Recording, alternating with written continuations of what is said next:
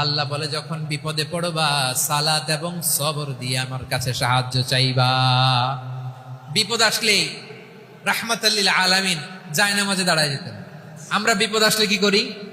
High হুতাশ, ফেসবুকে status দেই, ঠিক কিনা? হ্যাঁ, ফেসবুকে শেয়ার দেই। বিপদ আসলে বন্ধুর সাথে শেয়ার দেওয়ার আগে, নিজের স্ত্রীর সাথে শেয়ার দেওয়ার আগে, ফেসবুকে শেয়ার দেওয়ার আগে শেয়ার করবো কার সাথে?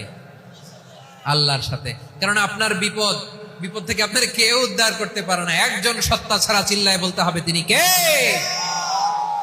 সে আল্লাহ বলেন, গোলাম বিপদে ধৈর্য ধারণ করো। আল্লাহর হাবিবকে আল্লাহ সান্ত্বনা দিচ্ছেন, মুসমির আলা মা ইয়াকুলুনা ওয়াহজুরহুম হাজরান জামিলা। ও নবী, ওরা যা বলে মন খারাপ করবেন না, মন ভাঙবেন না, ধৈর্য ধারণ করুন। ওয়াহজুরহুম হাজরান জামিলা, তাদেরকে সুন্দরভাবে ইগনোর করুন। আমার নবীকে গালি দিত কবি বলে, গণক বলে, পাগল বলে, জাদুকর বলে, লেস কাটা বলে। আমার নবী নাকি লেস কাটা, নাউজুবিল্লাহ পড়বেন না। আমার নবী নাকি নির্বংশ, ওনার বংশ নাকি দুনিয়াতে টিকবে না। বলে, মুহাম্মদ তোমার কোনো ছেলে সন্তান বেঁচে নাই, তোমার বংশ নির্বংশ হবে।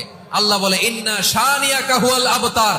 আমার নবীকে যারা বলেছে নির্বংশ, ওরাই আসলে নির্বংশ, ওরাই পিতৃ পরিচয়হীন জারদ সন্তান। চিল্লায় বলো ঠিক কিনা? রাফা'না লাকা যিকরাক।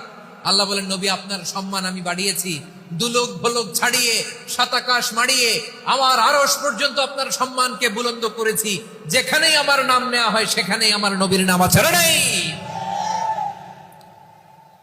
এজন্য বিশ্ব নবীরে তারা গালি দিত। বিশ্ব নবী যেন গালি শুনে